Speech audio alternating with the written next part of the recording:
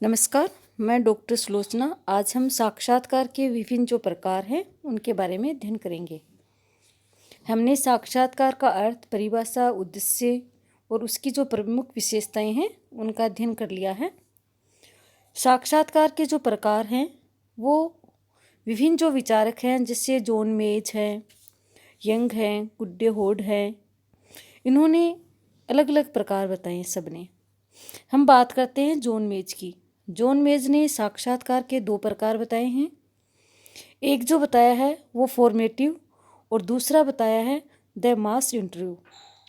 इसी प्रकार जो यंग हैं, पीवी यंग, उन्होंने साक्षात्कार का जो वर्गीकरण है उसके कई आधार बताए हैं, जैसे कार्यों के आधार पर, भाग लेने वाले सूचनादाताओं की संख्या के आधार पर, संपर्क की अवधि के आधार पर, उपागम के आधार पर।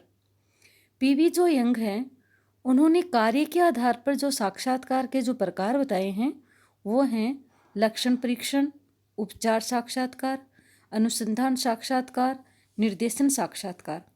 इसी प्रकार भाग लेने वाले सूचनादाताओं की संख्या के आधार पर उन्होंने दो प्रकार के साक्षात्कार बताए हैं, समूह साक्षात्कार और व्यक्तिगत साक्षात्कार।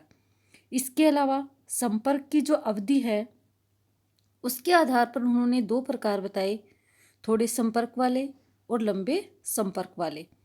और उपागम के आधार पर जो प्रकार बताए हैं वे निर्देशित साक्षात्कार और अनिर्देशित साक्षात्कार, व्यवस्थित साक्षात्कार या अव्यवस्थित साक्षात्कार। हमने ये देखा कि जो अलग अलग जो विचारक हैं उन्होंने साक्षात्कार के अलग अलग प्रकार बताए हैं, लेकिन सबसे ज़्यादा जो महत्वपूर्ण जो अध्ययन के लिए जो साक्षात्कार के जो प्रकार हैं वो यंग हैं। उन्होंने जो प्रकार बताए हैं उन पर ज़्यादा बल दिया जाता है। तो आज हम पीवी यंग द्वारा बताए गए जो विभिन्न साक्षात्कार हैं उनका विस्तार से अध्ययन करेंगे। सबसे पहले हम लेते हैं अनिर्देशित साक्षात्कार को।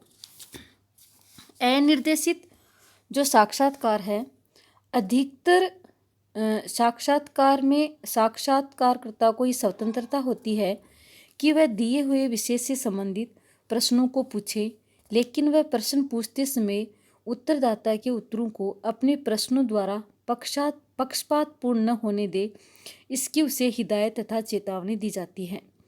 अनिर्देशित साक्षात्कार में साक्षात्कारकर्ता पर पूर्ण नियंत्रण नहीं होता, वह पूर्ण निर्देशित, व्यवस्थित तथा संगठित प्रश्न नहीं पूछता है, इसलिए साक्षात्कार अव्यवस्थित और अनियंत्रित साक्षात्कार कहलाता है। इस साक्षात्कार में उत्तरदाता को स्वतंत्रता से और बिना किसी झिझक के अपने विचार व्यक्त करने के लिए प्रोत्साहित किया जाता है। इसमें साक्षात्कारकर्ता थोड़ी थोड़ी देर में ऐसी बात करता रहता है या टिप्पणी करता रहता है जिससे उत्तरदाता अधिक जानकारी देने के लिए उत्साहित होता रहे। तो हमने ये देखा कि अनिर्देशित जो साक्षात्कार होता है उसमें जो ये साक्षात्कार होता है ये व्यवस्थित नहीं होता, अव्यवस्थित होता है और अनियंत्रित होता है। अगला जो साक्षात्कार का जो प्रकार है वह है निर्देशित साक्षात्कार। साधारणतः ये साक्षात्कार प्रश्नावली का ही एक तरह से रूप होता है और इसमें जो प्रश्न होते हैं वो व्यवस्थित होते हैं और इसमें बार बार ये निर्देश दिया जाता है कि नियंत्रण रखा जाए और प्रश्नों को क्रम से रखा जाए। प्रश्नों की शब्दावली भी निश्चित होती है। प्रत्येक उत्तरदाता से प्रश्न एक ही क्रम में पूछे जाते हैं। साक्षात्कारकर्ता को प्रश्नों का क्रम, शब्दावली बदलने की स्वतंत्रता नहीं होती। यही कारण है कि अनेक जो विचारक हैं उन्होंने जो निर्देशित जो साक्षात्कार है इसको ज़्यादा फेवर किया है इसका, चाहे वो गुड्डे होट हों या यंग हों, सब ने इसी को प्रश्नावली में प्रयोग लेना चाहा है। और विभिन्न जो वैज्ञानिक हैं उन्होंने भी इसी साक्षात्कार का फेवर किया है। ये जो निर्देशित साक्षात्कार है इसके मुख्य रूप से दो प्रकार के प्रश्नों का इसमें प्रयोग किया जाता है। एक होते हैं बंद प्रश्न और दूसरे होते हैं खुले प्रश्न। बंद प्रश्नों में प्रश्नों से संभावित उत्तरदाताओं की सुविधा के लिए प्रश्नों के नीचे दिए जाते हैं तथा खुले प्रश्नों को इसलिए पूछा जाता है कि उत्तरदाता है वह स्वतंत्र होकर के प्रश्नों से संबंधित जानकारी दे सके। अगला जो साक्षात्कार का जो प्रकार है वह है केंद्रित साक्षात्कार।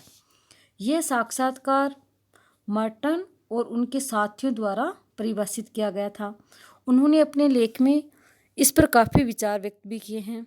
उनके अनुसार केंद्रीय साक्षात्कार में साक्षात्कारकर्ता का मुख्य कार्य किसी विशेष अनुभव से संबंधित सूचनाओं का ध्यान केंद्रित करना है, जिसके लिए साक्षात्कारकर्ता पहले से विषय से संबंधित प्रश्न और उससे भिन्न पहलुओं की अच्छी जानकारी कर लेता है। इसमें जो भी अनुसंधानकर्ता क्वेश्चन पूछता है, किसी भी एक विषय से संबंधित वह जानकारी पूछना चाहता है और उस विषय से संबंधित संपूर्ण जानकारी उसके पास रहती है और सूचनादाता से वह पूछना चाहता है। पुनरावर्ती साक्षात्कार, यंग ने इसको परिभाषित किया है और ये बताया है कि यह साक्षात्कार विशेष रूप से ऐसे अध्ययनों के लिए लाभकारी है जिसमें हम किसी विशिष्ट सामाजिक या मनोवैज्ञानिक प्रक्रिया के विकास के लिए अध्ययन करना चाह रहे हों, जैसे प्रगतिशील क्रियाकारक दृष्टिकोण का किसी निश्चित दिए हुए व्यवहार के प्रतिमानों या सामाजिक जो परिस्थितियों का निर्णय करते समय इस साक्षात्कार का प्रयोग किया जाता है। और ये जो साक्षात्कार है इसमें जो धन है, श्रम है, ये अत्यधिक ज़्यादा खर्च होते हैं। ये साक्षात्कार केंद्रित जो साक्षात्कार की तरह ही एक विशिष्ट घटना और विशेष जो तथ्यों के संकलन के लिए प्रयोग किया जाता है। साक्षात्कार का जो अंतिम प्रकार है वह है गहन साक्षात्कार, जिसको कोफे ने बहुत ही अच्छे से परिभाषित किया है। उनके अनुसार जिसका उद्देश्य अचेतन तथा दूसरे प्रकार की वह सामग्री जो विशेष रूप से व्यक्तित्व की गतिशीलता और संप्रेषण से संबंधित होती है, इसको ज्ञात करना होता है। इसमें गहन साक्षात्कार सामान्यतया एक दीर्घ विधि है जिसका निर्माण स्वतंत्र रूप से प्रभावित सूचना को व्यक्त करने के लिए प्रोत्साहित करना होता है। इसका उपयोग विशेष उपकरणों के साथ जैसे स्वतंत्र संपर्क तथा अन्य तकनीकों के साथ कर सकते हैं। जब इसका उपयोग बुद्धिमत्तापूर्वक किया जाता है तो इसमें हमेशा ही क्या होता है, गहन साक्षात्कार सामाजिक मनोवैज्ञानिक परिस्थितियों में बहुत ही महत्वपूर्ण पहलुओं को स्पष्ट करता है। बिना इसके उत्तर तुरंत प्रभाव नहीं हो सकते तथा जो अवलोकित व्यवहार तथा कहे गए या बताए गए विचार तथा दृष्टिकोणों को समझने के लिए महत्वपूर्ण होता है। तो हमने ये देखा कि साक्षात्कार के अलग अलग जो प्रकार हैं, चाहे वो अनिर्देशित हो, निर्देशित हो, केंद्रित हो, पुनरावर्ती साक्षात्कार हो और गहन साक्षात्कार। सबसे जो महत्वपूर्ण जो साक्षात्कार है वह निर्देशित साक्षात्कार होता है, जो कि नियंत्रित होता है, जो कि व्यवस्थित होता है और इसमें जो क्वेश्चंस होते हैं वो क्रम से रखे जाते हैं और जो साक्षात्कार करता होता है उसको विभिन्न जो क्वेश्चंस होते हैं उनको क्रम को बदलने की इजाज़त नहीं होती। धन्यवाद।